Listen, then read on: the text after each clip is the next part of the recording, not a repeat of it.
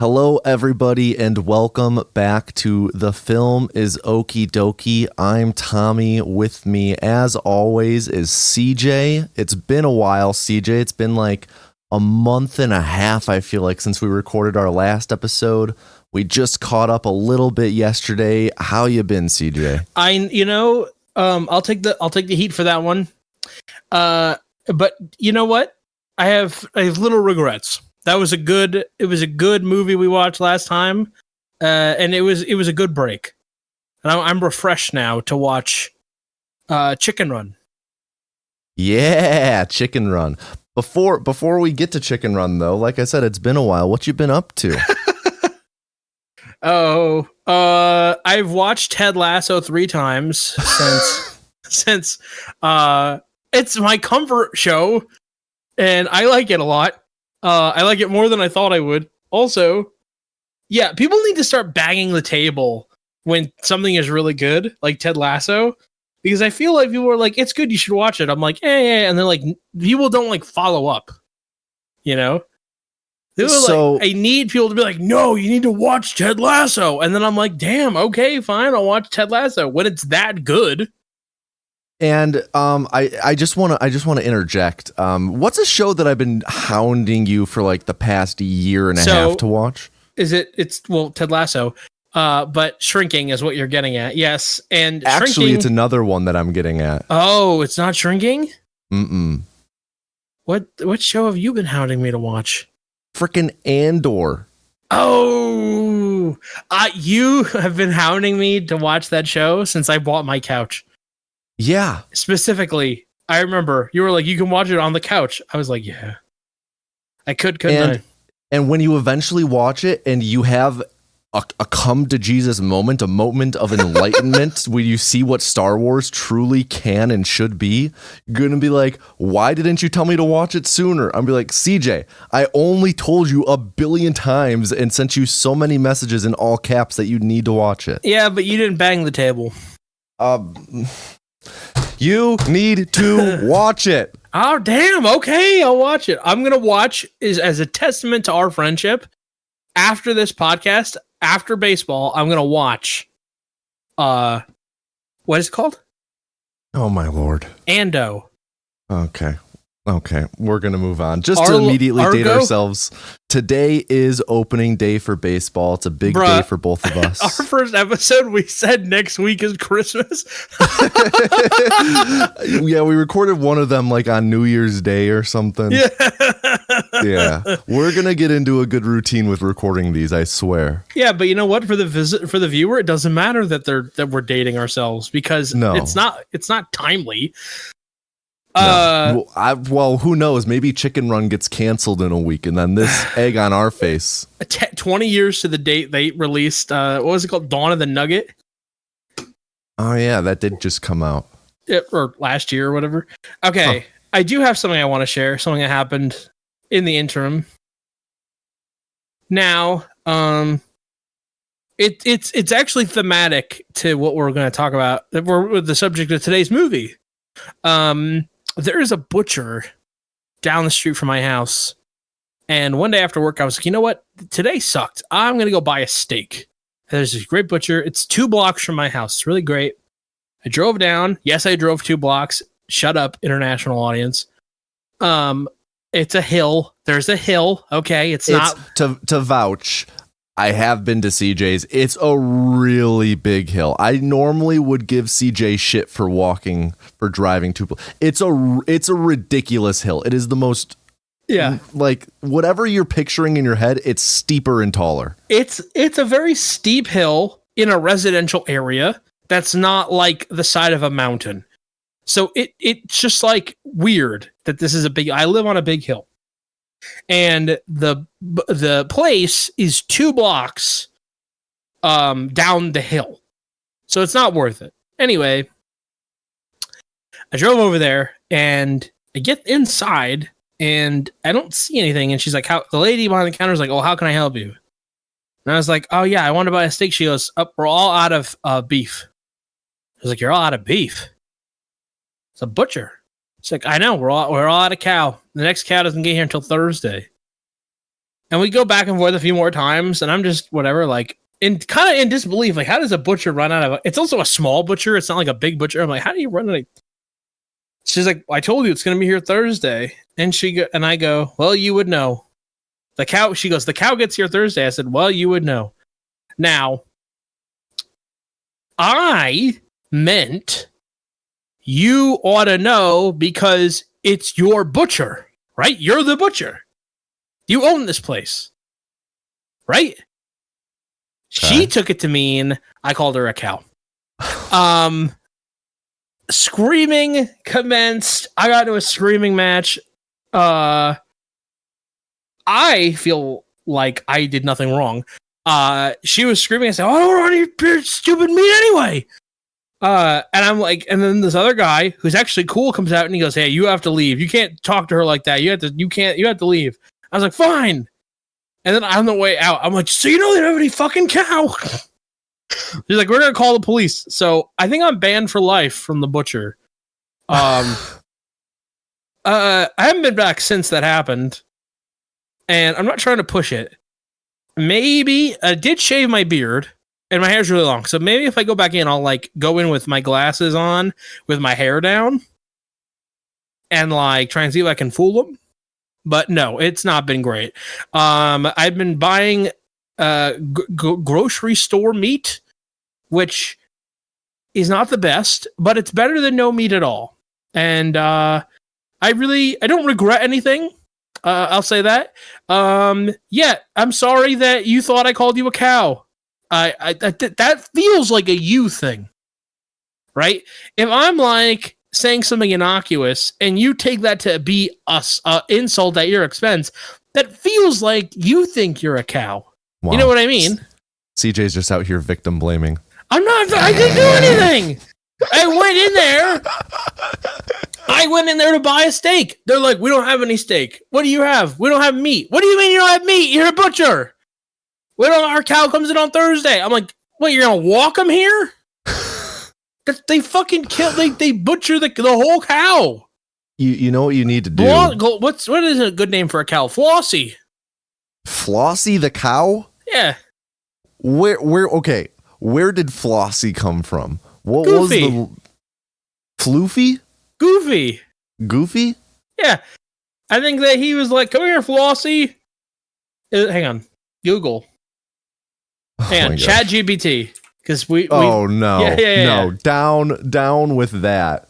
No, hang on. Hey. You know what this reminds me of? This whole Flossie thing. Is Flossie a good name for a cow?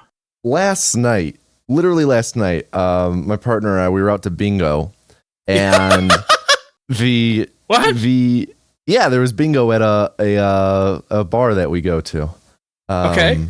And the guy hosting bingo, he's like, you know what? I'm gonna do a little rhyme. First off, he said, I'm gonna do a rhyme. He had an AI named Steven reading the numbers. Immediately, I was playing under protest.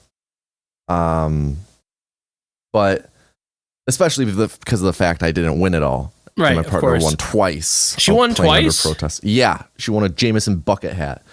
Real jealous, even though that is really cool. But the guy's like, I'm going to make it feel like, Steven's going to read the numbers, then I'm going to chime in with a little rhyme. I'm going to make it feel like you're at Portillo's. Unrelated. Portillo's fast food chain in Chicago. When they call your order number, they make it a rhyme. It's like 57, come taste heaven, 57, whatever. So the guy's doing that. They're most of them weren't rhymes. Like it would be like 069 and you go brown chicken, brown cow. Or like 068. He's like the innocent one is what he would chime in. N44 is the one that me and my partner, we were hung up on. CJ, I want you to guess I asked them afterwards because the entire time she and I are sitting there like, what on earth does this have to do with N44? N44 would be read off and he would sing, come sail away, come sail away, yeah. Come sail away. Yeah. Exactly. He would sing that line from Come Sail Away by Styx. What do you think that connection is with N44? Because we were sitting there scratching our heads for 2 hours before bingo ended, and I asked him. I have no earthly idea. Right? And we're sitting there, and I'm like, maybe it's because like N44, and it's the same amount of syllables. No, you know what it was? What? I asked him, he goes, the fours, they're like sails on a sailboat. I'm just like, whoa. To his face, I'm like, oh, okay, that makes sense. But in my head, I'm like, what? What? That's really funny. Yeah. Okay, now hang on. We have some old business to attend to. I asked ChatGPT about if Flossie was a good name for a cow. Mm-hmm. All right. Flossie can indeed be a charming and fitting name for a cow. It evokes a sense of softness and gentleness, which aligns well with the image of a cow. Naming animals can be fun and personal choice, so if Flossie resonates with you and suits the personality or appearance of your cow, then it's definitely a good name. Ultimately, the best name is one that you like and that feels right for you. So I just want to let you know, AI is on my side. Flossie is a great name for a cow. You're not doing yourself any favors. Oh, You're 100%. doing yourself zero favors right now. I have no idea what you're saying. The future agrees with me. You know what? You know who? I know someone else that'll agree with me too. Your partner. You know what? When she listens to this, I'm guessing she's going to be on Team Tommy. Okay, we gonna take bets. Yeah. Okay. Yep. All right. I bet you. What do I have on my desk? I bet you a toy car. I have a little toy car from the pharmacy I bought. Okay, and I will bet you an unsolved Rubik's Cube. Okay. Hey, listen. Then I can tell people I solved it. Wait, you know how to solve one? Oh fuck! I thought you meant solved. No, unsolved. No. Damn. Yeah. Okay. I will mix up my solved Rubik's Cube and give it to you as all right, deal. A present or Deal. And nobody's going to say yes. anything to her prior to Right. coerce her one way or the other. Right. So if she's And Team we will Flossie, report back. Yeah. We will report back, I guess, in the next episode, because she won't listen to this until this episode's fully done, which will be sometime next week. Yeah. So okay. So deal. Virtual handshake. And yeah, we'll reveal the results live at the beginning of the next episode. Right. Okay. Right. Cool. Okay. Deal. I guess anything else been going on? You've been playing any games or watch anything since we last did one of these? So much Balatro. Oh my god, Balatro's insane. If you don't know, Balatro is a poker roguelite, and it's so much more than that, but that's what it is. And it's highly addictive. And games, like I was like, I'm going to play one game before my interview today. And I did one, and I was like, oh, I have time for another one. And I did another run. So I did 2 runs in like 5 or 6 minutes that I had. It's a really fun game. You can pick it up, put it down anytime. Yeah. I recently got a Steam Deck, and it quickly turned into my Balatro machine. And like just last night, I got into bed. It was like 10:15 or so, and I'm like, just one game. Next thing I know, I look at the clock and like 45 minutes have passed. I'm like, okay, yeah, I need to put this down now. It is so addicting. It's just the first off, the gameplay loop is so addictive. It's it's roguelike. It's a deck builder roguelike, which super fun genre, like Slay the Spire, Monster Train. It's just it's a really well-designed tight loop. There's lots of variation run to run. There's lots of different starting parameters you can have, lots of different difficulties and modifiers and challenges. And on top of that, you get all that dopamine hits of being in a casino and winning big. It's like, oh my gosh, I just won like 3 trillion chips on one hand. Holy moly, I'm going to be rich. And then you realize it's just pixels on your screen. And then you come down from the high, and then you start your next run, and it starts all over again. Yeah. And then you have 6 or 7 in a row that you can't get past 600 chips, and you're like, damn. See, that sounds like a you issue. No, stop. Why? Don't do that to me. Don't put that on me, man. But speaking of being put on things, today's movie is Chicken Run. Yeah. From the makers of Wallace and Gromit. We were talking about we both had a weird experience with Chicken Run as kids, and we both didn't see it. if I remember correctly. I want to look up the name of this movie. I think it's Thomas the Tank Engine and the Magic Whistle. I'll show you my magic whistle. Hey, railroad? I thought it was a whistle. The Magic Railroad. 2000. It came out in 2000. It was the Magic Railroad. I remember this poster. I remember the poster. I saw it on vacation with my grandma. No, I didn't see it with my grandma. I saw it with my mom and dad. Alec Baldwin is in it. So is Peter Fonda. And yeah, there you go. And I see this. You sent the images in the chat. I remembered the poster. But my sister and my grandma wanted to go see Chicken Run. So they went and saw Chicken Run. Wow. This movie came out in 2000. It's a claymation movie. And if I seem to recall, so the company was called Aardman Animations. And it's a British-based animation company. And when I was in high school, I think someone told me their studio like burned down or something. I don't remember. I remember that they put out like a Wallace and Gromit movie, and then they came out and they put out do you remember that movie where the rats go in the toilet? Flushed Away? Yeah, Flushed Away. They put out that movie. That movie was made by them. Yeah, and I think that they more or less I think they did like Shaun the Sheep. Mm-hmm. Like they've done a few movies. Have you seen any of I heard their names Nick Park and Peter Lord. They're the ones who directed this. Have you seen any of the Wallace and Gromit's Flush? Have you seen any of those or the Shaun the Sheep, any of their claymation stuff? I remember when I was a kid, I'd go visit my grandparents. They had a house in the Adirondacks, and they had a cable box, which we didn't have.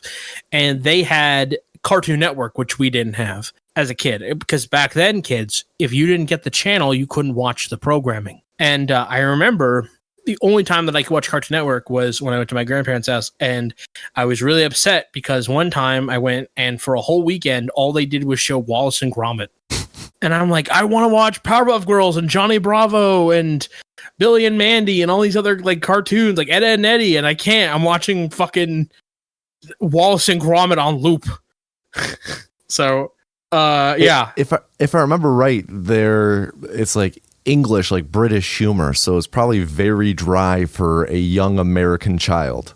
Yeah. In the mountains watching this, it was like, man, I guess I'll watch Nickelodeon, which I get at home,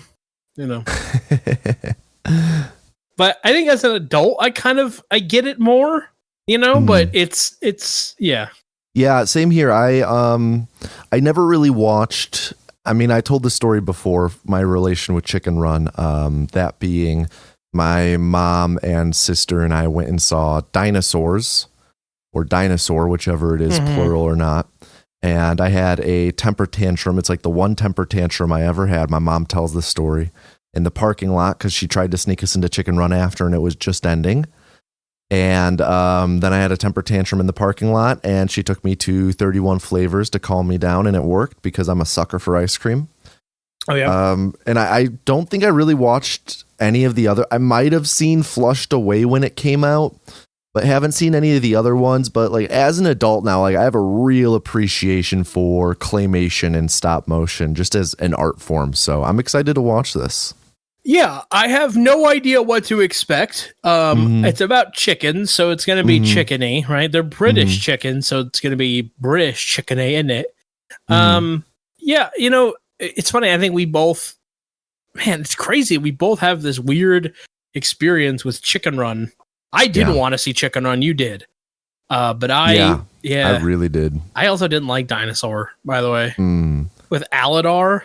Can you name any of the other dinosaurs in that movie? I couldn't. You could be pulling Aladar out of your ass right now, and I believe you. The main character's name was Aladar. That's 100%. I couldn't tell you. He was a young. I remember nothing about that movie. He was an iguanodon. I remember nothing about that movie. And he had a family of lemurs, right? Sure. Yeah, he did. I'm not gaslighting you. That really happened. The main cast is mostly lemurs. Really? Yeah, like Hayden Panettiere plays a young lemur. Dinosaur, yeah. The movie about dinosaurs where the Burger King toys are all dinosaur remember ham because puppets. he got adopted by the lemurs. What? The only thing I remember about this movie is that they're like walking on the side of a mountain at one point. Yeah. Like a mountain pass. So what is a lemur doing on the side of a fucking mountain? the lemurs adopt the dinosaur. Okay. Then he turns into a dinosaur, and then their home gets blown the hell up, and they have to go. A meteor crashes into the earth, and they have to go somewhere else. Did lemurs even live alongside dinosaurs? Like, Are you asking me if mammals and yeah, I think they did. You Why know not? what? I just Googled it. We asked some scientists. Primates, including lemurs, did not appear until after the extinction of dinosaurs, says John Flynn of Chicago's Field Museum. I'm going to give you a word. Now, this was in June 20. This is from an article pre 9/11, so things might be different now. I'm going to give you a word. You ready? Yeah. It's called verisimilitude. It is the suspension of disbelief that this cartoon dinosaur was raised by lemurs. I see. I can. And you're hung up on the fact that lemurs didn't exist. See, I can stand by the fact that there's talking dinosaurs, but as soon as you make two of the dinosaurs gay, I can't believe that. Yeah, why do they have to make everything gay? How many gay chickens will there be? Oh, you know what? That's a good question. What's that meme? Who is that actress? Is that the girl from Stranger Things, where she's eating the carrot? The dirtier, the better. And it fades into a picture of Wallace from Wallace and Gromit. If that was in Stranger Things, I do not remember that. No, it was a meme. She's eating a carrot. She looks like a horse. I don't know. I've never seen this. All right. Well, anyway, so we're dirtier the better. The dirtier the better. Yeah, you're gonna look it up after this, and you're gonna feel it is. Yeah, it's Millie Bobby Brown. Yeah, she's eating a carrot with her big chompy horse teeth. Whoa, uncalled for, but not wrong. SMH. I'm S-ing my MH at you. All right. Well, so thank you everybody for listening to the first part of of The Film is Okie Dokie. If you would like to listen to the companion audio track, you can pause the podcast right now and go listen to the companion audio track for the movie Chicken Run. In that recording, we'll go through how to sync up so you can watch it alongside us. If you've already seen Chicken Run and you want to just keep listening, you can listen to the rest of this podcast where we will talk after we've watched Chicken Run. Or if you have no interest in watching Chicken Run, just keep listening. Yeah, exactly. That's what I just said. Sure. Yeah. So if you don't care about watching Chicken Run, just keep listening. Okay? Or if you've already watched it, or if you haven't watched it and want to watch it, but you want to hear what we have to say first. All of those things are valid experiences, and we love you for it. And also worth mentioning real quick, you can find the link to the commentary companion track in the show notes for this episode. So if you want to stop and listen to the companion audio track for the movie Chicken Run, pause the podcast now. Oh no, this movie's fucking dark. You wanted to see this as a child? Yeah. What can I say? I'm an old soul. Is he putting a cock sock on his mouth? Oh my gosh, she did. Cock sock on his pecker. Hey! Flown over that fence. Hello, everyone, and welcome back to The Film is Okie Dokie. If you were listening to the companion audio track, it's been a little bit, but if you haven't, nothing has changed at all. We've been here the whole time. Woo! Never left. We never left. Yeah, so you're still Tommy, I'm still CJ. Yeah, that was a movie. That was a movie. That was one of the movies of all time. That was certainly a movie. Real quick though, like you said, it's been a little bit. How you been the past few days, CJ? Okay. This is fun. I just have to say real quick, this is kind of a fun format because I feel like most podcasts have one part where the people catch up and talk. We get two.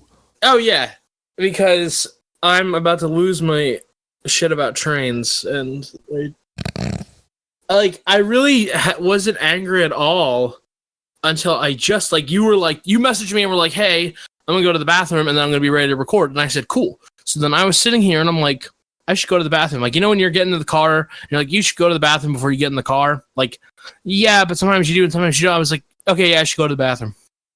So I go to the bathroom and I come back and the TV's on and the TV has a headline on, and that completely set me into a fit of rage about trains. And okay. So fucking why do you have trains where you live? Yes. Like, yeah, trains. Trains do exist. Trains do exist in Illinois. There you go. Yeah. So Illinois, trains. New York, trains. Lots of trains. Okay. What does every train say?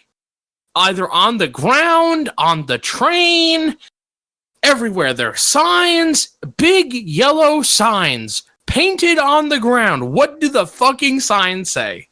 Stay off the tracks. Yes. Mind the gap. This was what I was looking for. But yeah, stay off the tracks. Mind the gap. Don't touch the third rail. Mind the gap. Why do I have to watch? I'm like the little child walking into the gap. Why? There's the gap. Everyone knows about the gap. What do you mean you didn't know about the gap? You're saying a child walked into the gap? Yeah. Now, have you considered this child doesn't know how to read? The people around him know how to read. Pick up your feet when you're walking. So it sounds more like you're angry with the adults than the child. I'm mad about the kid. I'm mad about the gap. I'm mad about the adults. What? Okay. How long the gap's been a thing since we've had trains? There's always been the gap. Right. I remember when the train was invented. We're like, no, shut up. We're like, remember in like, you have like the Western movies and they have the fucking stairs? That's the alternative, is the stairs. There's these little cast iron stairs on the back of the train. What we have is better. But why every fucking couple of weeks, someone fucking dies in the gap? Or they get crushed by the train in the gap? Or they hit the rail in the gap. It's like, someone dropped their phone. Someone dropped their phone in the rail. Okay, they went down and got it. Guess what happened? They fucking died. They're dead. They're gone now. I went to school with someone who got hit by a train walking home from school. That's really sad. She lived. 2 years later, she got hit by the fucking train again. What? And lived. Then she was walking home from work and got hit by another train again. And I swear to God, she lived. I swear, this is a true story. I'm not lying. You know how she died? Got hit by a car. She did get hit by a car. That was really funny. But no, like she got hit by a train 3 times and lived. Now, okay. I would stop walking near the train tracks. When I visited you, there's one train track. This just makes me think. When I visited you, I said there's something in the water here, because just like how I equated it to Parks and Rec, how everyone in Pawnee, Indiana, puts their entire mouth over the water fountain spout. Oh, gross. I said, just like that, in your town, there is something in the water where people don't know how to use a bike lane. Yeah, no, there's nobody anywhere knows how to use a bike lane. No, bike lanes are I can't even begin. Okay, viewers, listeners. No bike lane. When you ride a bike, the rule is you ride with traffic. And if you're walking in the street or running in the street, you walk/run against traffic. Yeah, against. CJ's like, no, the way you ride the bike lanes, you ride against traffic. No, that's not how bike lanes work. If there were no bike lanes, Tommy, if there were no bike lanes, you should ride your bike with traffic. Because if you're driving your bicycle in the road, you're operating a vehicle. And if you're operating a vehicle, you have to obey all the rules of traffic. That doesn't mean that you get to be a pedestrian when you want and get to be in the road when you want. That means you're a bicycle. You have to follow the rules of the road. You have to stop at the stop signs. You have to stop at the stop. I'm counting on my fingers. I'm so mad. You have to stop at the stop signs. You have to stop at the stoplights. You have to yield. You have to turn. You have to signal. You don't just get to go on the sidewalk whenever you fucking want. And then, my point to you, you just fired me up about the fucking bike lanes. I was already mad about the trains, and I'm not done being mad about the trains. The bike lane is bullshit because they didn't teach anyone how to use the bike lane. So now the bike lane is, the bike lane's on the right side of the road. The coming and going bike lane is in the same side of the road. Okay? So it's its own thing. They took away the parking and put the bike lane on that's in the road. Fine. Then they put the parking in the middle of the road. So now when you're going down the road, if you want to park, you have to go in the middle of the road. Okay, fine. Fuck it. I don't like parking over there anyway. It just gives me more reason not to go there. But you saw it. You saw it. They put in the bike lane and then people don't use the bike lane. They ride on the sidewalk. There's a bike lane next to the guy on the road. And he's not using the bike lane. He's not using the bike lane. We paid millions of dollars for the bike lane. No one knows how to use it. No one knows they're there. The people on the road going down you're going to have a fucking time editing this. Going down the fucking road on the bicycle don't know the bike lane is right next to them because they have tunnel vision. Because they're stupid. They didn't get leaflets. They didn't go to bike lane camp. You just proved my point further that there's something in the water. Well, yeah, fine. Listen, I'm fine being I said, someone apologized, like, oh, I'm so sorry that happened to you. And I'm like, I'm used to dealing with NPCs. I'm so mad about the bike lane. Fuck the bike lane. If your town is a bike lane, your town can go fuck itself. Wow. Yep, I said it. Wow. Yep. Mm-hmm. So you are for the dystopian parking lot wasteland that America's turning into. No, I'm saying you can't have new policy without education. It doesn't matter. It never works. If you never teach people how to do it, they never learn. Ever. And yeah, people are stupid. And yeah, people don't learn. And it's really hard. That's why we have these things called teachers, because it's hard to get people to learn. It's hard to teach people. You can't just spend all the money and then be like, there's no enforcement for using the bike lane. There's no education for the bike lane. There's no incentive to use a bike. There's no place to park the bike. They don't have bike parking. What is that called? A bike rack? Yeah, they don't have bike racks. What are you supposed to do with your bike when you're done? What do? You take your bike to the grocery. You're going to walk around the grocery store with your bike? You chain it up to a pole. There's no pole. There's no poles. 40,000 people in this city. There's no street signs. 40,000 people in this city. Okay? If we all rode bikes, there's nowhere for us to chain up the bike. That sounds like a good problem to have, because that means everyone has a bike and no one is stealing bikes, so you don't have to chain up your bikes. There's 6 poles at the grocery store. 6.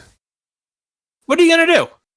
More? What if a 7th person? And what happened? You're right now. You're operating in a hypothetical that doesn't exist. These are real people. Because no one's parking their bikes to begin with. Once you go to the store and there are 6 poles all taken up by like 2 bikes each, then come talking to me about how you need more bike parking before it becomes. You gotta have all the infrastructure at once. I'm not saying I want. I have a nosebleed. Anyway, I'm not. I gave myself a nosebleed. Oh my god! I really did. Do you need to go and take care of that? No, this is way funnier doing it with a nosebleed. Oh jeez, go back to the trains. I don't know if I should. I fucking popped a blood vessel. I'm like really bleeding. Oh jeez. What did you do to yourself, CJ? What happened? Oh my, what the fuck? I don't want to talk about the trains now. I don't know. I'm tired of people dying because of the trains, man. You know what? You see them coming. How do you get hit by a train twice, 3 times, and then die by hit by a car? Are you is that the unaware Darwin Award? That's gotta be. Like, I went to school up in Minneapolis for a bit, and people were hit by trains there, but it was because it was a light rail. So it's like electric. You don't hear it. It's silent. There's a But, sonar thing. Train? Someone, a doctor or a scientist or a smarter person than I am is going to be like, when you're standing in front of the train, the sound made by the train, there's like a cone of silence in front of the train, which is why you're not supposed to stand on the tracks. And I'm sure that's why like Gordy LeChance had to like hold the rail and stand by me. I've never seen actually that one. think it was Gordy at all, but But yeah, anyway, there you go. So speaking of movies, yeah, okay. Let's get on to the subject at hand. Chicken Run. Chicken Run. Speaking of bicycles. Speaking of bicycles, yeah. Speaking of tricycles. Chicken Run. Let's just You're going to recap it. Well, first, real brief. Did you like it? What are your initial general thoughts? Oh boy. I'm really curious because afterwards I was sitting there like, man, I don't know if CJ liked that. It's weird. It was weird. It was not what I expected. What did you expect? It was dark. It was really dark. Also, gravy makes me sick. Yeah, crazy. First off, before we talk about the movie, that blew my mind that you don't like gravy. No. Blew my mind. Not even don't like it. Makes me sick. Crazy. Like brown gravy on egg noodles will like, yeah. That sounds so good. Oh, I'm drooling thinking about it. That was real. I have a nosebleed and I'm gagging. I'm looking at this. I'm dying for this show. What a mental image I have right now. I haven't gotten it to stop yet. It's a weird movie. It's I'm gonna say that I'm really neutral on it. I don't like saying that I don't like things. I have a hard time. I just went into a tirade about the bike lane, and I don't like things. I have a hard time just like outright dismissing this because I don't like it. There are some bigger points I want to talk about when we get into the more nuanced part of the discussion, but yeah, I'm leaning towards not really. Okay. Interesting. I would almost be true neutral without the gravy. Interesting. Oh, so the gravy might be the swing vote here. Yeah, I think the gravy put me over the edge. But it's close. Interesting. It's close. I want to hear what you have to say about it. Overall, I would say I enjoyed it and had a good time. Period. End of statement. I had a good time. All right. I don't without going too much into, we'll go more in-depth discussions in a bit, but just surface level, I would say, yeah. Just, yeah. Okay. I would, yeah. Yeah, like, without going into the recap, it's really hard to talk about this movie. Yeah, so why don't I start recapping it for us then? All right, you start recapping, and I will go get a napkin. If there's any point you want to jump in, I know you'll be getting a napkin, but feel free. It's pissing out of my nose right now. Oh Lord. Okay. Yeah. So this movie, it takes place largely at an egg farm in England where there's a bunch of chickens and they pretty much just live in like a full-on prison yard camp. Like straight up, the first shots of the movie are showing it at night and one of the chicken's escape attempts. We'll get to that in a minute. And right away, we're like, oh my God, is this a Holocaust camp? Like straight up, this camp is a prisoner of war. It's a jail movie. This is a children's jail movie, a jailbreak movie. It's complete with like guard towers and, a lot of the things in it are like, well, yeah, naturally at a egg farm, you would want to have the coops labeled or numbered. But the way that it's done, it's very like, I think part of it especially is that the chickens are anthropomorphized or humanized, like they talk, So I think that adds to the unsettlingness of it. But yeah, like watchtowers and everything. And there's the main character in this movie is a chicken named Ginger, a hen named Ginger, and she's trying to escape. The movie opens with an escape attempt where she has a spoon and she digs under the fence to escape. But the other chickens are supposed to come with her, but they can't fit under the fence or something. They're too big. So just her, she gets caught by the dogs and one of the two owners of the egg farm, Mr. Tweedy. The egg farm is owned by Mrs. Tweedy and Mr. Tweedy. Mrs. Tweedy is the one who's really in charge. She's mean.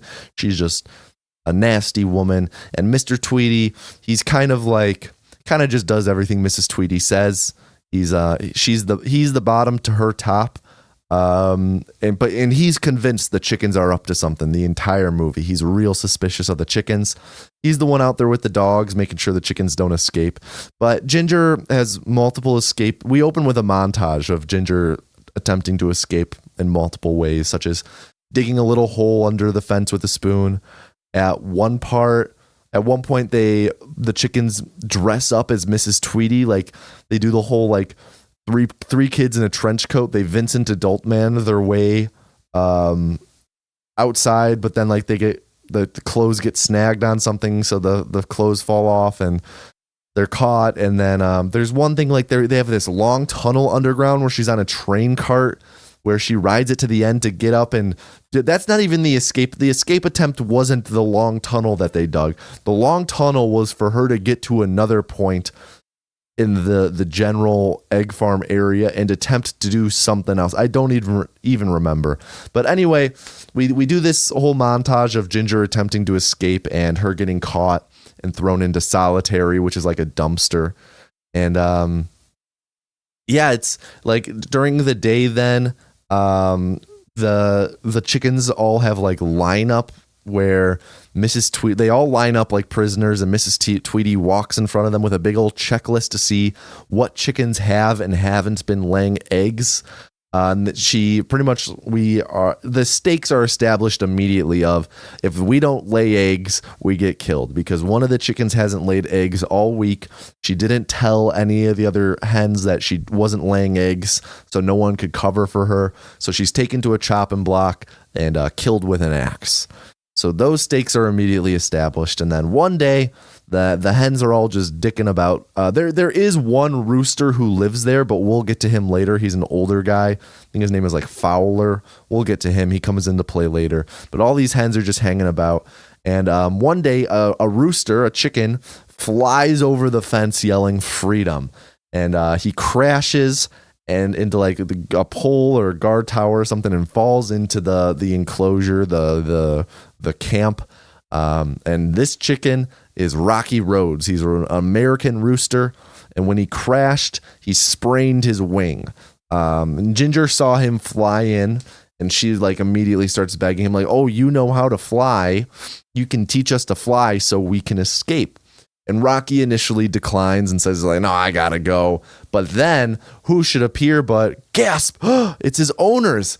It's the circus. He's a rooster from the circus. He's known as like Rocky the Flying Rooster. There's a poster and everything of him.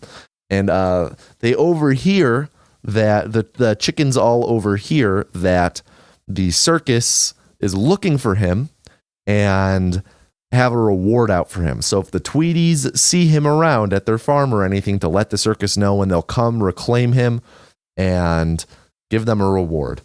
So Ginger's like, "We're going to turn you in. I'm going to turn you in, whatever. Notify the Tweedies unless you teach us to fly."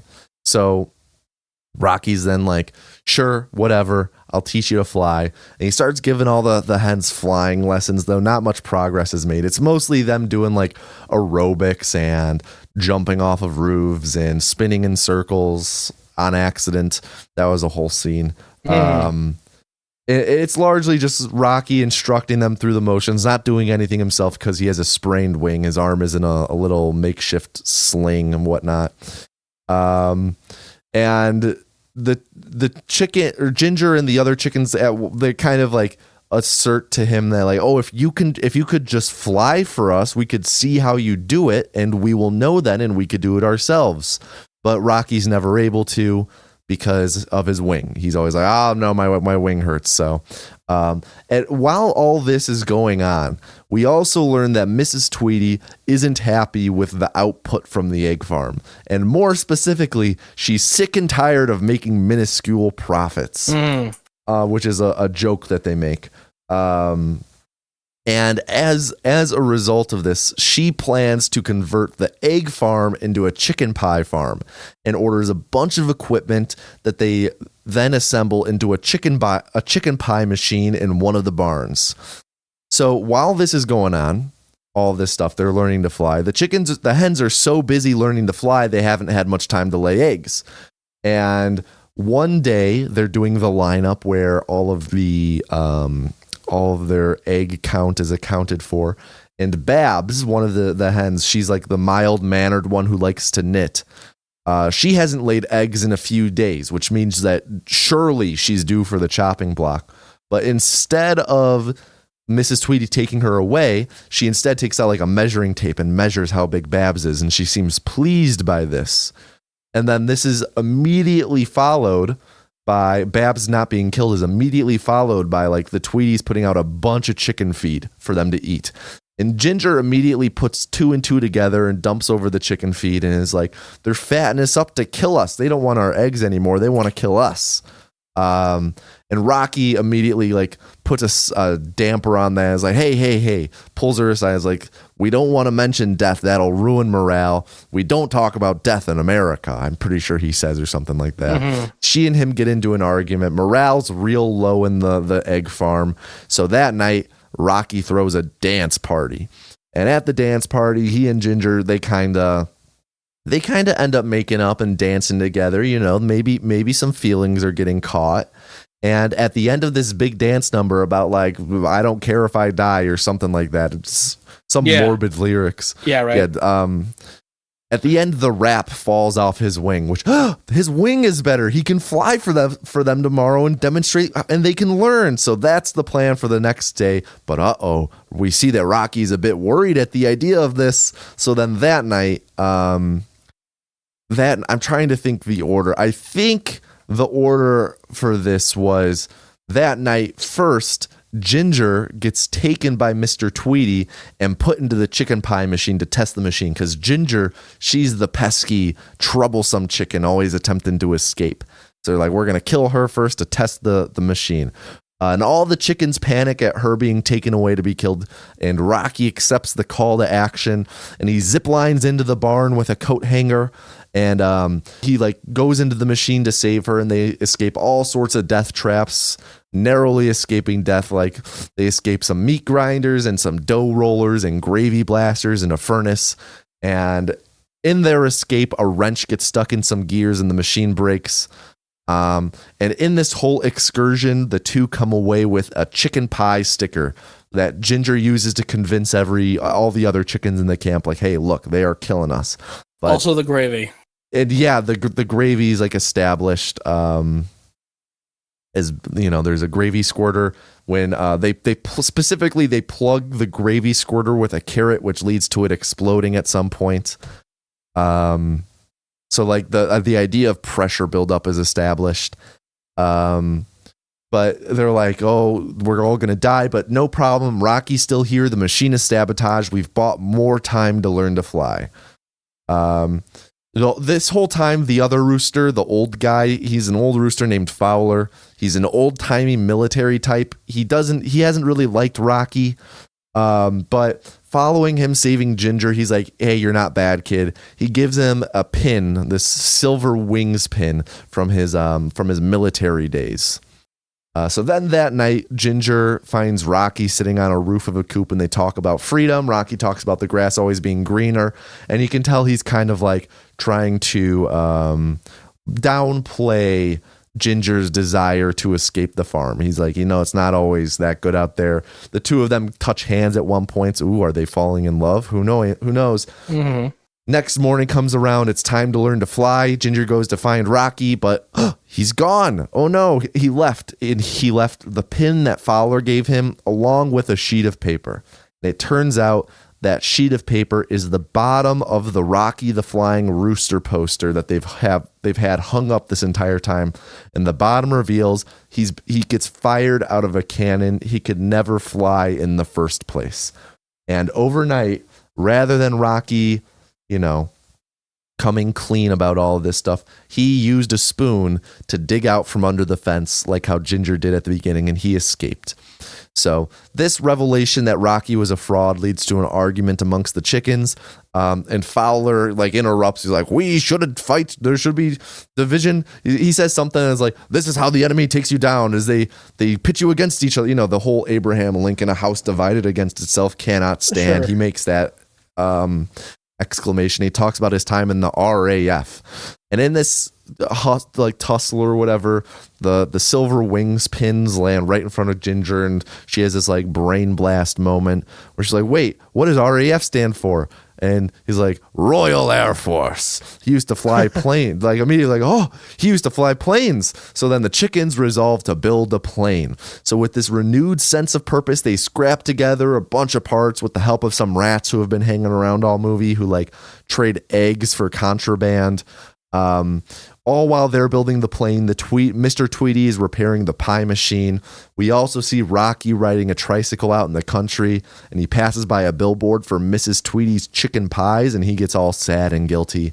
But soon enough, the machine is ready, and Mrs. Tweety tells Mr. Tweety to go get all the chickens for the machine.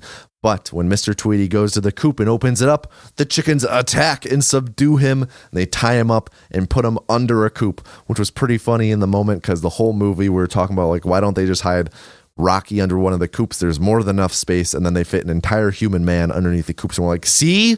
Anyway, yeah. The plane is revealed, and they attempt to fly to take off.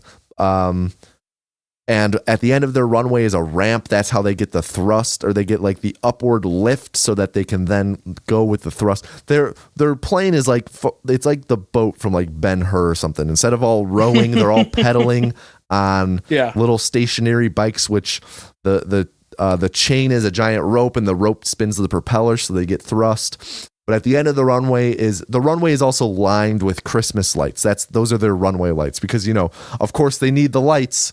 It's not like they're going to be, you know, usually lights at an airport are so planes can see the runway for when they're landing and stuff and taking off. But like, you know, they're just going for a ramp, but they needed the lights.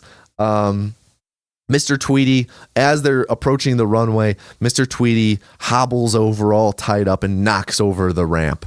Oh no, what are they going to do? Well, Ginger gets out. The plane does a turn on a fucking dime. They 180, like, it's incredible. Like, just full blown and just go back down the runway full speed. Ginger gets out and goes to reset the ramp, but Mrs. Tweety has figured out what's going on. She was calling out to Mr. Tweety and didn't hear him, so she ran out, saw. So now she runs out to attack Ginger with an axe and stop her. And just before she's about to kill Ginger, we hear ding ding. Here comes Rocky with a tricycle he's been riding down a hill, and he ramps off some dirt over the fence and just domes Mrs. Tweety in the head. Domes her in the head, because where else would you dome someone? She gets domed in the head. Rocky and Ginger reset the ramp just in time. From the plane turning around on the other side of the runway, the Christmas lights got tangled around the wheel, so now there's a giant tail of Christmas lights. Rocky and Ginger grab on, climb up to the plane as they're flying to freedom, and they're like, we're free. They go to kiss. Ginger slaps. Yeah, they go to kiss as chickens do. Ginger goes to kiss. They go to kiss, but Ginger slaps and goes, "That's for leaving." And then she goes, "And this is for staying." And they go to kiss, which we said in the moment. We were like, "And this is for staying." And then she said it. Yeah. They go, but they get interrupted by the plane hitching. What was that? They look down. Oh, Mrs. Tweety's awake, and she's trying to climb up the lights with her axe. So Ginger climbs down the Christmas lights to confront Mrs. Tweety. Her original plan, she's going to use some of Babs's knitting scissors. They're like little plastic safety scissors. They could never cut through wires like this. And she's trying to cut through the Christmas lights, but she's unable to. So she tricks. She has Mrs. Tweety swing her axe at her, and she fakes like Mrs. Tweety cut off her head. But what Ginger actually did was trick Mrs. Tweety into cutting the lights, the light string that she's holding on to. And in this moment, Ginger is holding both ends of the cut Christmas lights, fully supporting Mrs. Tweedy. They are like airborne. She is fully holding these Christmas lights together and with one arm holding Mrs. Tweedy in place. And she reveals with her brute behemoth strength that she's holding these lights together, and she like lets go, and Mrs. Tweedy falls. She falls down through the window into the barn and into the pie machine, which she clogs the top of, which causes all this pressure to build up from the gravy. I called that, by the way. You did. Yeah. And the pie machine explodes into this big gravy nuclear mushroom cloud. The chickens all celebrate. Ginger and Rocky kiss, and they fly to a bird sanctuary that's an island, and they turn it into a chicken sanctuary where there's lots of baby chicks running around, even though there's only 2 roosters there. So either Rocky's sleeping around and not just with Ginger, or Fowler's fucking boning down. Yeah. And exactly. The rats are there too, and it ends the movie with them saying they should start their own egg farm, and they debate, well, what do they start with, the chicken or the egg? And that's the movie. Yeah. Okay. So it's clearly a Holocaust movie. It's very much, if not Holocaust, it's very much. It's It was very much Holocaust. Like it's prison movie. It's a prison break movie, you know. Shawshank's in there. Holocaust it's not movies a prison are in break movie. It's like a World War II prison break movie. Why are there watchtowers that only the chickens can access? Are there chicken trustees that monitor the other chickens? It felt like a prisoner of war movie. Like it's straight up so coded that way. No, for sure. It's bad. I mean, not good. That was uncomfortable in a not like, I don't know if it's, how do I say this? Part of it's just not, I guess what I'm wanting to say is that it's not that it's not funny because it's not funny. Like, the premise is just uncomfortable enough that it's like, what? Like why this? And maybe I'm looking at it through adult lenses, and this is not something that kids see or that we saw when the movie came out, but it's all I can think about now. And it's not like, oh, you can't make a movie about chickens being in the Holocaust. It's like, I guess you can. It never occurred to me that that's something that I would want to watch. I did not know that's what it was going to be, right?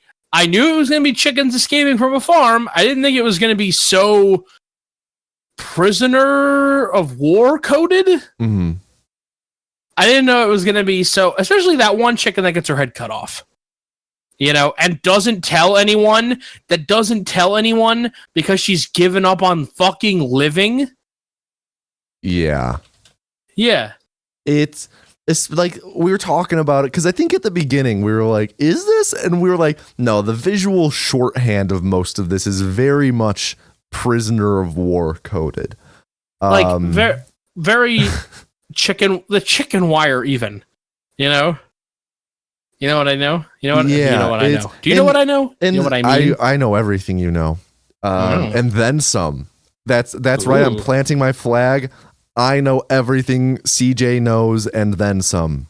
Go, gross. But no, even when we were watching it, that whole scene where they're escaping from the pie making machine, like at one point they go into a furnace part of it, and it's just like, whoa, okay. Yeah, they were in a fucking oven. By the way, the movie I referenced in the commentary that I couldn't remember, The Great Escape had Steve McQueen ride a motorcycle out of a fence. Right? He has a 60-foot motorcycle jump. Right? Why did they let him have the motorcycle is a better question, but that's when I saw Rocky riding the tricycle, that's the vibe that I got.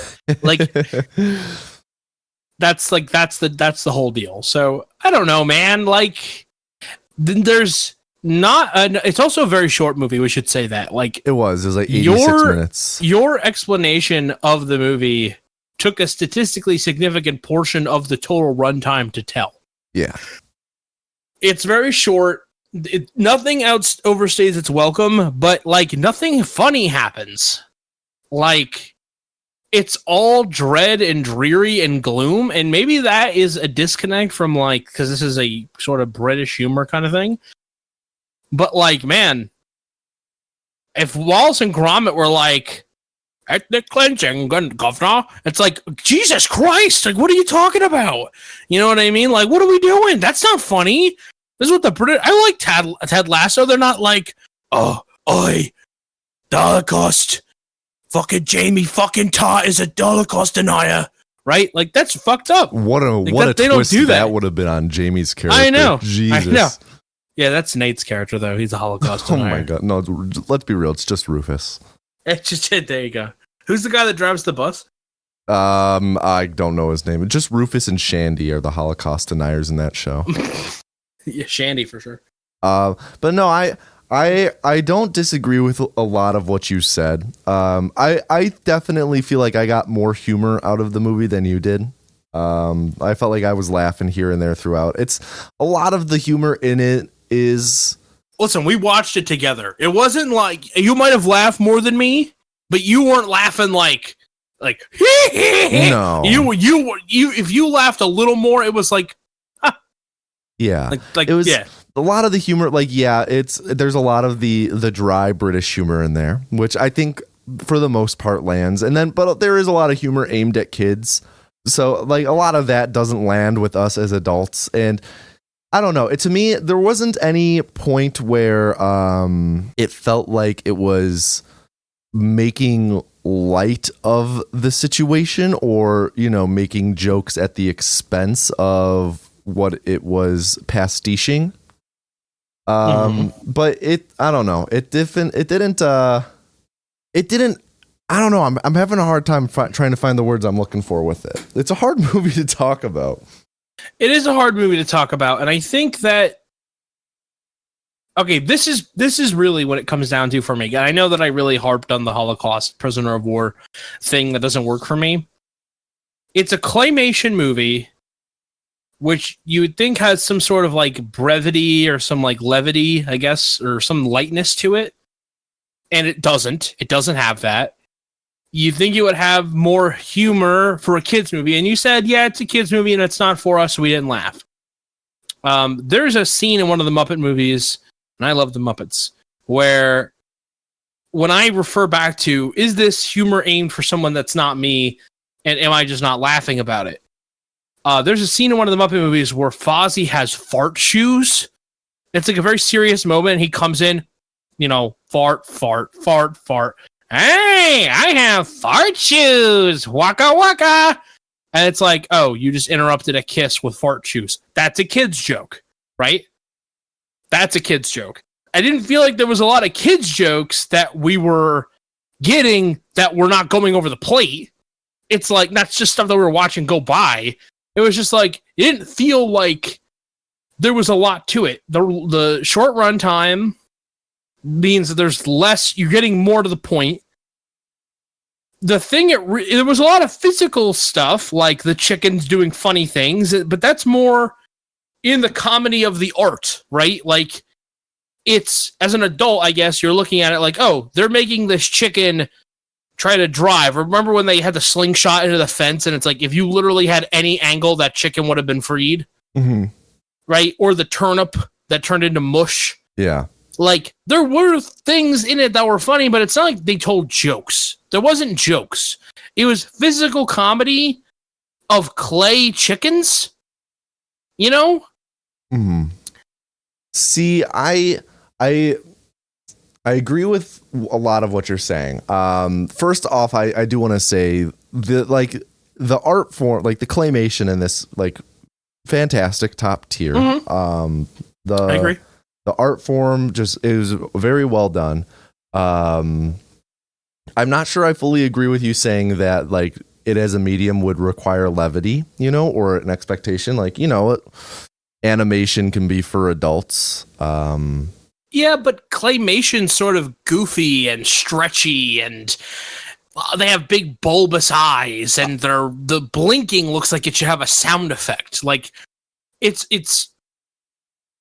goofy in its presentation because of what the presentation is. I'm not saying you can't have serious claymation, but I'm saying that that's something that I feel like would have been nicer here to contrast the subject matter that they were going, that they went after and they succeeded in doing. I don't know. I think it's a success. But yeah, go ahead. I hear what you're saying, but to me, a lot of that humor did land for me. Like, I feel like there were several points where I'm just like, oh my God, look at this fucking chicken's face. Look how they're moving around. Like, there is a scene where they're all talking and just the chicken's resting faces. It looks like the grimacing emoji. And I just cracked me up like most times that happened. I just felt like there was actually a lot of absurdity to the physical designs, and it was more pervasive or more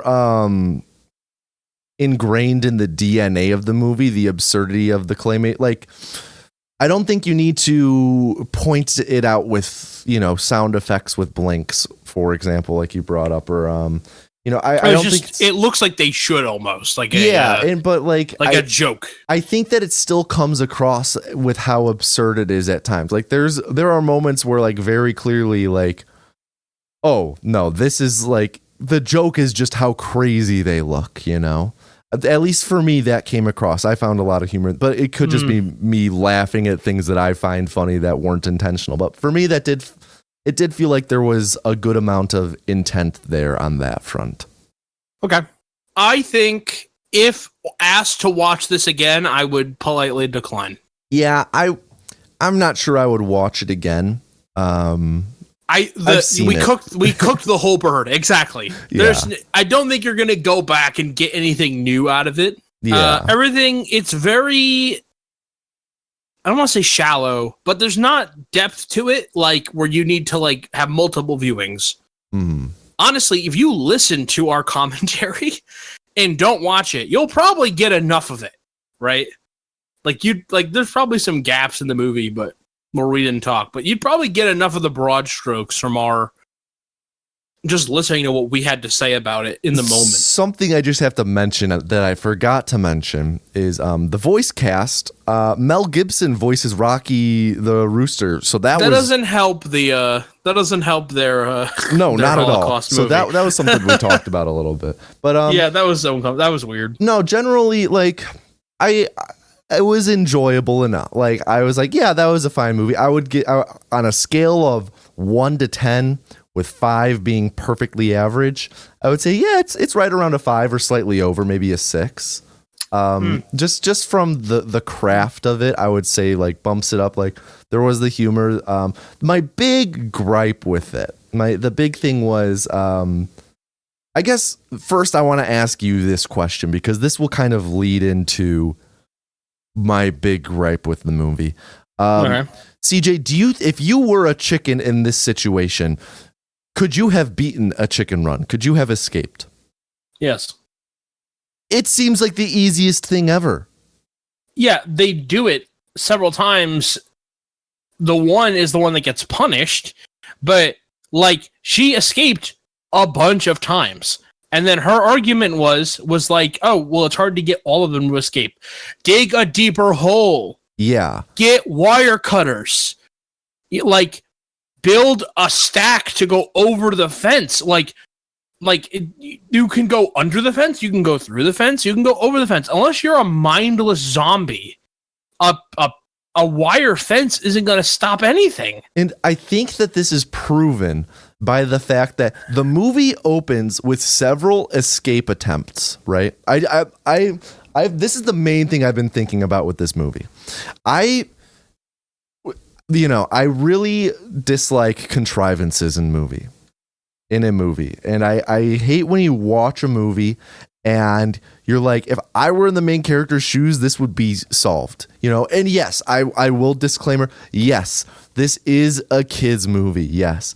But, and like, you can get away with contrivances in a kid's movie, but it makes it so much better if it's a well fleshed out script and plot and storyline. And like the opening scene, the montage, the first escape attempt we see is her digging a hole under the fence with a spoon. She gets out no problem. It's just the chickens behind her have trouble because they're so chubby. And right away, I was like, just dig a bigger hole. That was like right away what I said. Then later in the movie, Rocky successfully escapes by doing that same exact thing.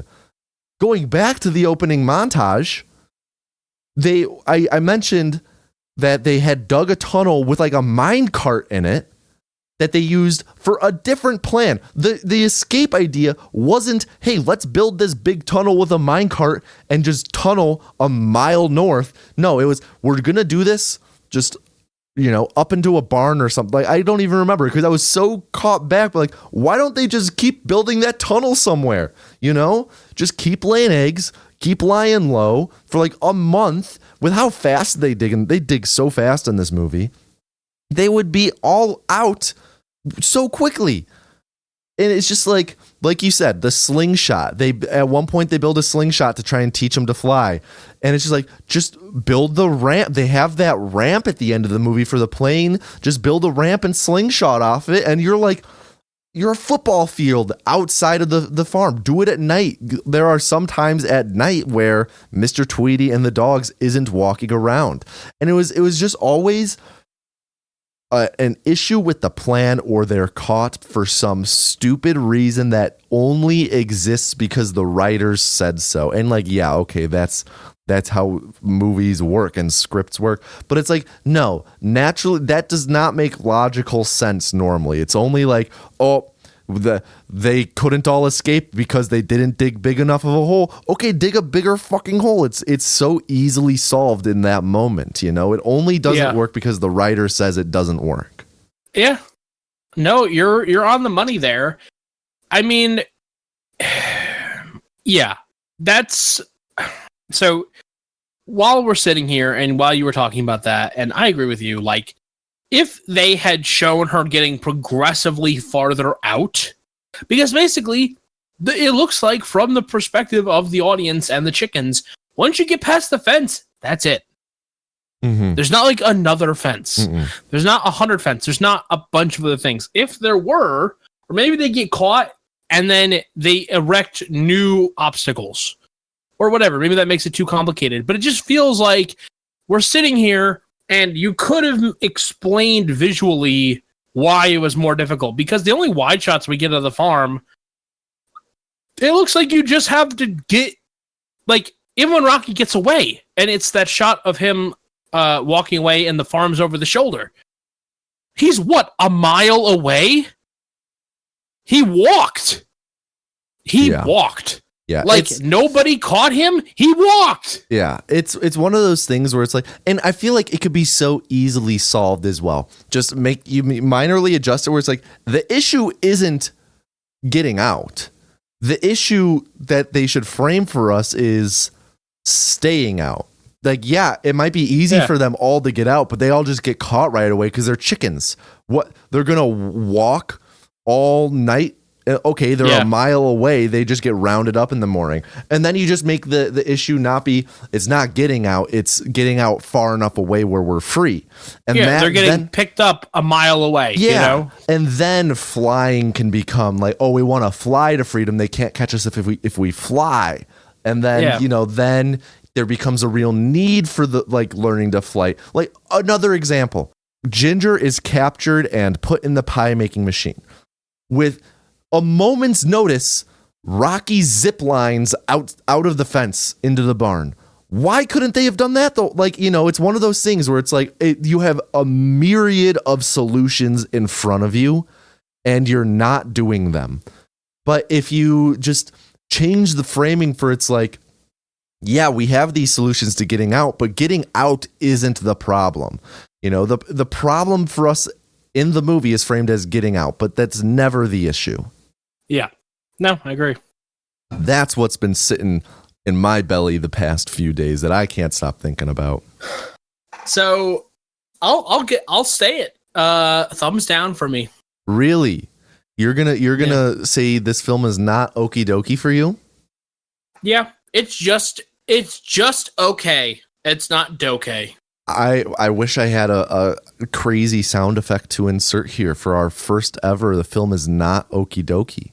In post, we'll figure it out. No, I'm not a sound effect guy. Never. The most I can do is a tuba. Wah, wah, wah. But wow, our first ever, the film is not okie dokie. I personally, like I said, I would put it slightly above average. I personally would say the film is okie dokie. Here's the thing. I can't put this above average because I think it is average. This is the minimum of what I expect a movie to be. Gotcha. So this is your litmus test from here on out. Well, as for the movies that we've seen so far, everything that we've seen better than this. Do we completely rebrand? Is the film better than Chicken Run? No. No. Yeah. Gotcha. But I'm saying, like, is every other movie we watched? What do we watch? We watched Muppets, Christmas Carol. We watched Die Hard, and we watched Jurassic Park. Are all three of those movies better hell yeah. than Chicken Run? Were all those movies above average? Hell yeah. Okay, like, I feel like, I'm not saying I have to put a line in the sand, but I'm like, I didn't really like it. I don't hate the time that I spent watching it. I don't regret doing this, but I don't really have anything fun to say. Like, it's also forgettable. Like, in 2 weeks, I'm not going to remember the nuances of this movie. Yeah, we were sitting here, like, I think it was near the end of the movie. I said, fuck, I need to recap this in a few days. And you just started laughing at me. Yeah. Because it's like, I seriously, like, this morning, I pulled up the movie and I skimmed through it. I just hopped around and that's how I typed up notes. That's how I recapped it. Honestly, I wouldn't have even have done that, and I would have missed a lot, but you would have gotten the gist. Yeah, you would have. But before we move past discussing this film, I do have a couple other questions I want to ask you, though, CJ. Sure. First, this question posed at the end of the movie by the rats, and I asked you then, but you kind of just gave a quick answer. But I'd like to ask you and have you give an actual answer. What came first, CJ, the chicken or the egg? The chicken. Eventually, one day, the chicken gave the chickens the way that they reproduced. It was an egg. Interesting. I'm personally in the camp of, well, it depends. Because it's like think about this this is the stance I've held forever. Think about it from an evolutionary standpoint. Okay, like a predecessor for the chicken. Let's just say the lizard came immediately before the chicken. The immediate ancestor for the chicken is the lizard, right? The lizard lays an egg, lizard is born. Lizard lays a lizard egg, lizard is born. Lizard lays an egg, lizard is born. On and on and on until one day lizard lays an egg and chicken is born.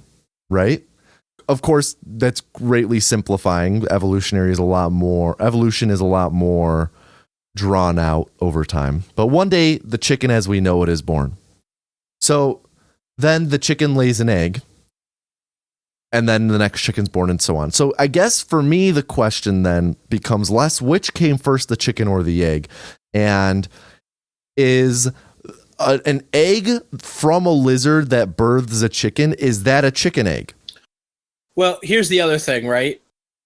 In the philosophical question, the lizard gives birth to a chicken, right? Like, in the philosophical question, the lizard and the chicken are two different things. And the chicken, as we know it and are describing it in the thought experiment, is the chicken like you and I know. It's the chicken that you see on the farm. Yeah. It's the chicken at KFC. Right? Yes. That chicken. Yes. More likely than not, it was a millennia or longer of slow, gradual changes. Right. So the more interesting question, if we're going to go literally with it, is when was the first chicken? Because if we're saying lizard becomes chicken, you could show me a picture of the lizard that is considered the first chicken. I'd be like, fuck you, that's a lizard. Right. So, yeah, I mean, I guess what I'm saying is, like, yeah, I agree with what you're saying in terms of where the question is drawn. But it's just like, okay, but is it defined, like, if the lizard lays the egg, is that a chicken will be born from? Is that a lizard egg or a chicken egg? Because if you define it as a chicken egg, then that's the chicken. But I'm saying it's not, it wouldn't, you're not going from 0 to 1. You're going from 0 to 0.00001. Mm-hmm. It's the minor deviance of it being less than lizard, slightly more chicken. Mm-hmm. You know what? Right. I've you saying that, I've decided I'm on Team Egg. Okay, there you go. Team Egg. What was that? What did I say? Team chicken? I don't remember. Whatever you said, I actually picked the opposite because I know everything that you do and then some. So okay. Well, I think I picked the chicken, and my argument remains: you have to show me the thing and tell me it's a chicken, and I have to agree. Fair enough. Now, because if you show me some lizard fucker, then I'm not going to say that's a chicken. Go ahead.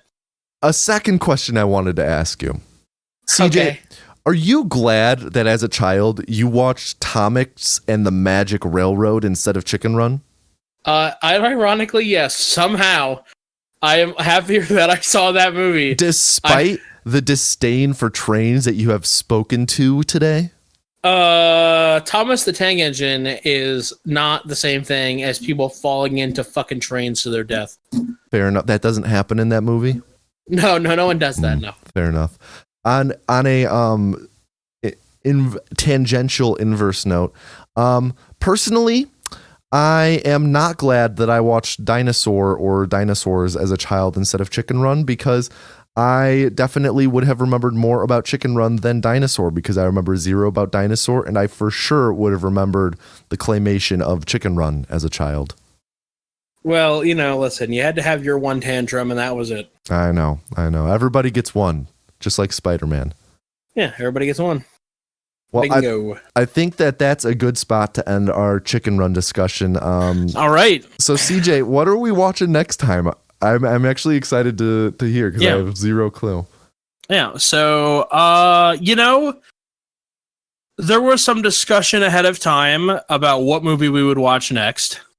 And I've decided, in continuing in our series on Holocaust films, we're going to watch The Boy in the Striped Pajamas. No! Why?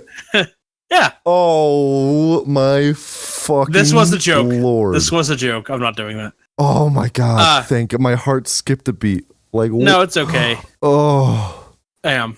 No. Oh, Jesus Christ. We're not watching Boy in the Striped We're not Pajamas. watching The Boy in the Striped Pajamas. Please don't say we're going to watch Sophie's Choice or Schindler's List instead. No, but can I tell you that my friend JR told me I should say Marley and Me? I'm not going to do that one either. We're going to watch Tombstone, which is continuing in our sequence about How's it connect? Yeah. Exactly. Well, you see, in Tombstone,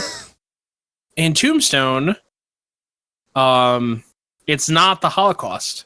Oh, do you know what? I totally had forgotten that we were talking about part one in our Not the Holocaust duology. Yes, exactly. Yes, see, sweet. This isn't the Holocaust. So we were going to do a two-part series on the Holocaust. Instead, we're going to do a two-part series on Not the Holocaust. Awesome. Which brings us to Tombstone. Starring, have you ever seen that movie? I know almost nothing about the movie. All I know is that does the main dude have a big mustache? They all do, yes. Oh, yeah, I know. And my favorite frozen pizza shares a name. Okay. Starring, by the way, Kurt Russell, Val Kilmer, Sam Elliott, Bill Paxton, Powers Booth, Michael Biehn, Michael Rooker, Billy Bob Thornton. No way. Yeah. And Billy Zane is in that movie. And Robert Mitchum is the narrator. And I think Harry Carey Jr. is in that movie. Harry Carey Jr.? Yes. What? He's old in that movie. Oh, God, there's one more person. Wait. You can't just say Harry Carey Jr. Yeah. I'm a Cub. When I hear Harry Carey, I think of the Cubs announcer, Harry Carey. No, that's Harry Caray. Caray. This is Harry Carey. I'm literally looking at the Wikipedia, not to be confused with Harry Caray. Wow. No, Harry Carey Jr. is a Western guy. Wow. And I think that there's one more that I don't remember. There was a guy at the end of the movie. He's not credited here anymore, and I don't know why they change that stuff. But yeah. Wow. Well, I'm excited. I truly know, like, almost, for the longest time, always have gotten Tombstone and what's that one Clint Eastwood Morgan Freeman one? Unbreakable, on something, on Unbelievable, on what's Unbroken? What's the Western of Unforgivable? Unforgiven. You really went through every unfucking word until you got to Unforgiven. Unst. And what's the other one? Charlton Heston was the other guy I was thinking of. Charlton Heston's in the not familiar. Know the name, but not familiar. Damn you all to hell. Oh, is that Planet of the Apes? Yeah. Oh. Yeah, it's a stat cast. Oh wow, that is a stacked cast. And then I also confuse it with Bone Tomahawk. Isn't that something from the 2010s? Yeah, but no one gives a shit about Bone Tomahawk. Anyway. Well, I'm excited. Yes, I am a huge Western fan. I decided that if I was going to show you a Western movie to sort of ease you in, because this podcast is going to have more than one Western showcase on it during the tenure of the run of the show. This one is by far one of the most quotable Westerns ever made. Really? Very quotable. Really? So, man. Like, I quote this movie all the time, and you don't even know it. Really? So this is like your I Think You Should Leave. A little bit, yeah. Yeah. I'm excited. Yeah. So, very exciting. And we're actually going to watch that relatively soon. We already have a day we're going to watch it together. Yeah. Man, I'm pumped. I'm super excited. Well, I can't think of anything else to talk about here. Well, that's the end of the podcast. That's the it. end of the podcast. One thumb up, one thumb down. First time in history. First time. It was Chicken Run is going to go down in the record books. Yeah. Now we just have to find the first one that we both give a thumb down to. Oh, well, it is not going to be Tombstone. Oh. All right. Thank you, everybody, for listening to the Film is Okie Dokie podcast. Join us next time. We'll be watching Tombstone. Rate us, review us, give us 5 stars. If you only give us 4 stars, I'm inclined to believe you are a hater. Got him. I've been CJ. I've been Tommy. That's my Tombstone impression. That's how Tombstone talks. That's it. We'll do it live. What's the opposite of howdy? Howdy. On howdy. She don't believe in shooting stars. She believe in Dutch and plans.